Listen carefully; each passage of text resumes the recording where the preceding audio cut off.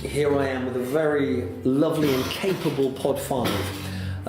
You guys have done 2 gigs. Yeah. The first gig you did, which was 3 songs, which was a formal audition for a scenario based on a fashion organisation that are looking to hire a band who are versatile enough to be able to play a variety of different genres. And are going to present not only the kind of the style and movement which is appropriate to that as well. That was one hurdle to overcome. The second one was doing a wider gig which you then performed 6 songs. So I'm still looking at that angle associated with it, but it was more how you embraced the actual genres, how you looked at the kind of the tone, the appropriate playing and performance which suited those genres. And they had to be quintessential versions which represented those genres that you're performing, whether it was Britpop, whether it was soul, funk, blues, whatever. So on the basis of that, I kind of witnessed the performances in 2 different ways. One, as a general member of the audience, what did I think of it? Was I excited about the performances? You know, how did I view it? The other hat I kind of was wearing at the time was the Nicodemus Nickelodeon from Fashion First, and thinking, are they going to be the right kind of band for my events that I'm planning? So still looking at that kind of scenario, as it were. So I'm going to list off exactly what I witnessed, and it will be some of the positive stuff, maybe some of the negative stuff. It's not necessarily going to be a percentage of here's an amount that I've written about one of you and the other. It's going to be kind of a little bit of a mixture, but it's song by song. So, Parklife we start with. I've listed great stage presence, confidence and facial expressions by Jack. Like those facial expressions. They're often underplayed in the music industry, but if you watch a video, I know you're a big Beyonce fan. If you watch a version of Irreplaceable, there's no leg movements because she's sitting on a stool. It's purely facial expressions and hand movement with the one hand she's not holding the mic with. It is brilliant. It is an absolute genius demonstration. I will find it and I'll forward it to you. But I think that it makes the audience want to connect, and it makes it, I don't know, it draws the audience in. I think it's a great skill. Particularly the delivery of the vocal lines.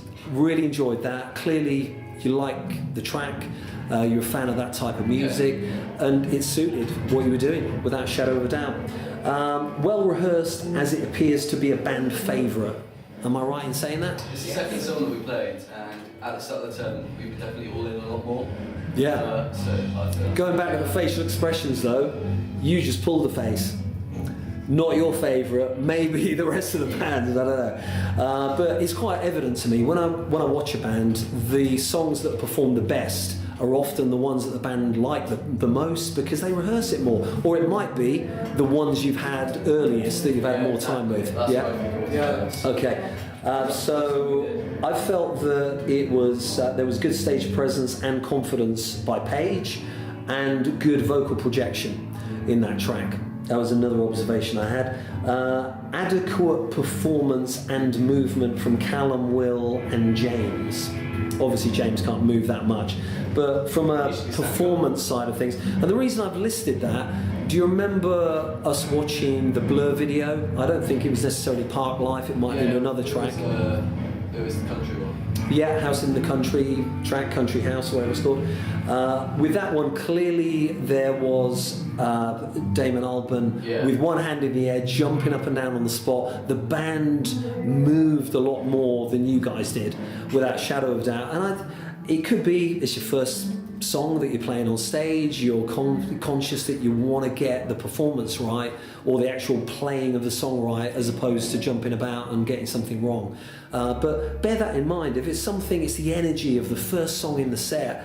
Having said that, Jack, I've seen you perform live, obviously with TMA. You go for it. You know, you are a different animal in here than you are with TMA. True. I think it's because I'm just more confident when I'm doing my own songs. I can also connect with them more. Yeah, exactly. Yeah. So take that on board though. If it's something that you're having to do, and are you emulating the performance of that particular genre? Are you giving that energy? And sometimes you're jumping about all over the place and you're thinking, right, you get to the part in the set where maybe you can have a bit of a rest. But if you give that energy right from the outset, you've got the audience eating out of the palm of your hand, yeah? Johnny B. Good. I've put good walking bass, well learned by Callum, with a very good flow. Really enjoyed that. And the bass makes it, you know, when it's rock and roll, rhythmically the bass is moving it, and I think it's something you might have picked up on with Alex's presentation about the bass gets the hips moving. It's very, very true. Yeah, so good stuff. Nearly excellent interpretation of Chuck Berry's guitar by Will. I put nearly, yeah, and I'll explain why. Although it appeared to be under-rehearsed and a little messy. Not Lionel messy. But I'm thinking the more rehearsal, the reason I've put nearly excellent, because I think with that extra bit of work, you got the tone right, but a little bit more work and it really would have been fantastic. So this could be a challenge. If you're doing a song tomorrow and you want to do that track, that might be where it's like, right, I'm going to show you how good I can play it. I think the reason why Johnny Good was under rehearsed, because I remember like we did it like once, and we just banged it out for the whole rehearsal, but it was only like, I think it was either just me and Will, or me and Callum, I don't remember who was there. It wasn't like the whole band. Right, okay.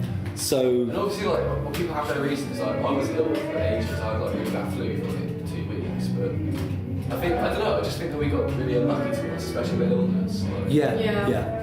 I think though that was kind of evident. I'll just move this a little bit further forward because I'm conscious that we're going to pick up more of the band on stage. And also this term was shorter than last term, wasn't it? Yeah, so we had exactly. less time to do it. You did, yeah. But what you could argue is the skills that you put into place and the development with regard to sort of logging your rehearsals and how you learn tracks should be a natural sort of pickup, yeah. I put good convincing performance by both Jack and Paige as well. As front people or a pairing, I thought it was really good.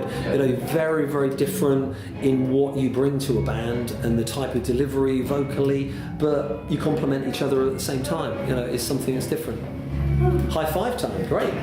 Okay, Stan. I ought to just call you Stan. I think this is our best one. Yeah. Okay, so Stan, blimey, I've written more. Wait for it. You might not get many of these while you're on the course. Excellent performance and interpretation of Eminem by Will. Brilliant. And I've complimented you on this numerous times, and I think a little bit of credit has to be given to perhaps the Kit as well. That development. I was whispering in Kit's ear about getting to do this, look for this, and he spent a lot of time with you that day. But I think for someone who has joined the course as a guitarist and has reinvented themselves, I mean, I put here clearly enjoying the role as a rapper and has clearly put in so much work in tirelessly rehearsing and incorporating appropriate movement by watching back video performances. Am I right in my observation with that? Yeah, I do it like every day. Yeah, At least excellent. twice a day, like literally. I mean, there wasn't a lyric in sight. And when you think about the amount of vocalists who get up on stage and there's about, 2 verses they've got to learn and they're clutching a phone, looking at that, there's a lot of lines to acknowledge with regard to that. But I felt the delivery, the movement, you look confident. It wasn't like you were, I'm dreading being up here. You were loving it. And I think I want to see more of that in not necessarily final major project, but certainly in year 2. Consider what might be your best role.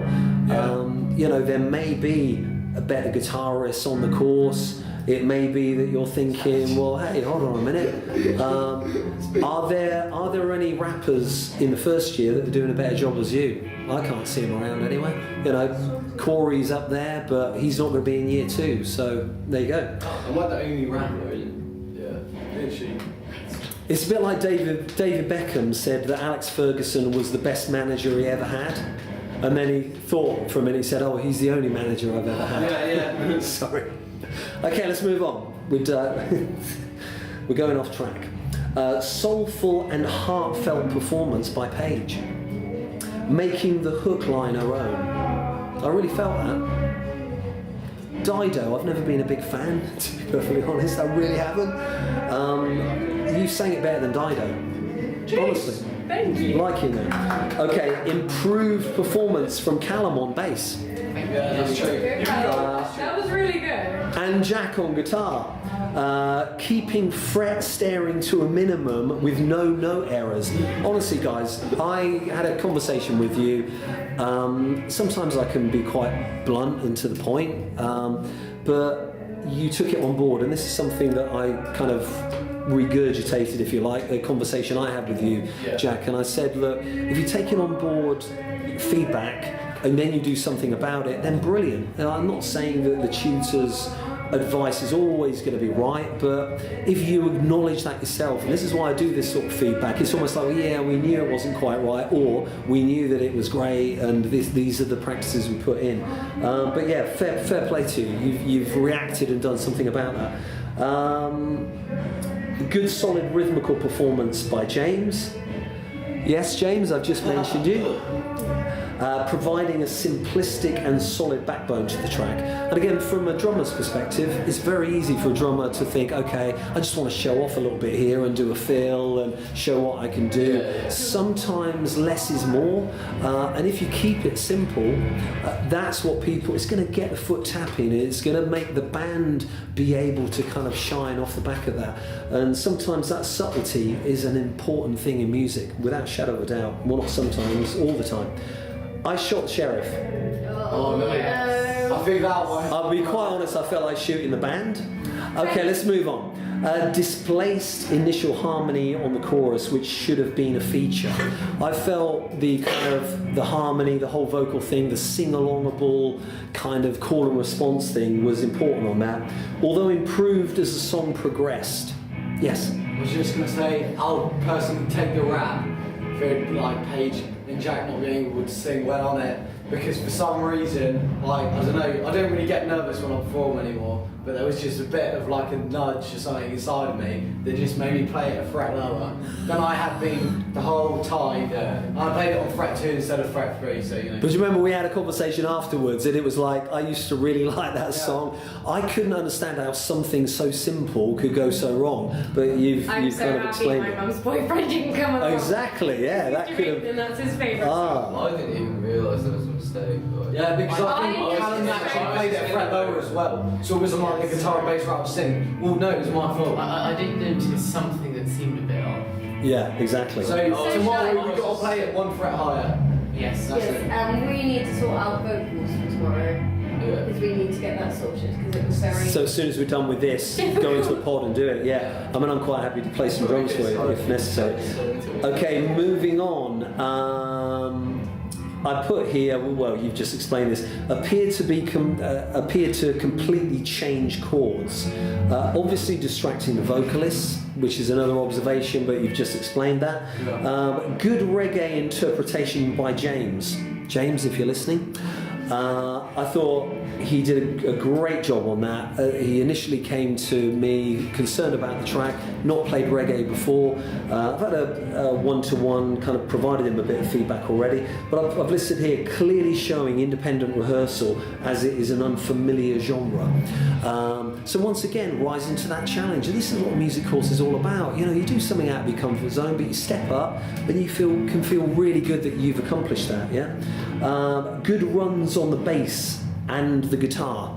That little kind of run riff in there, I felt it was tight and tidy. Although the entire performance was compromised by the incorrect notes to what should be an extremely simplistic structure. Very good performance by Paige, I listed as well. But the highlight for me was just when that little run came in, and rhythmically what James was doing. The vocals were good over the top, but it's just all those chord changes that really did compromise it. Okay, Tears Dry on Their Own. I thought this one quite well. Appeared a little messy musically and under-rehearsed. That's because Very. you probably left it until like, what was it the last? We learned it on the Literally day. the blunt. We learned it on the Yeah. day or the day before. So what you're learning from this, aren't you? You know, you don't have to watch the video back to necessarily be reminded of that. You're aware, and you're all smart enough to know if you don't rehearse enough, it's not going to cut it on stage. Simple as that. When Yeah, I Callum. decided it was going to go. Like, Yeah. Mm. I was the first person to learn bass line. Cool.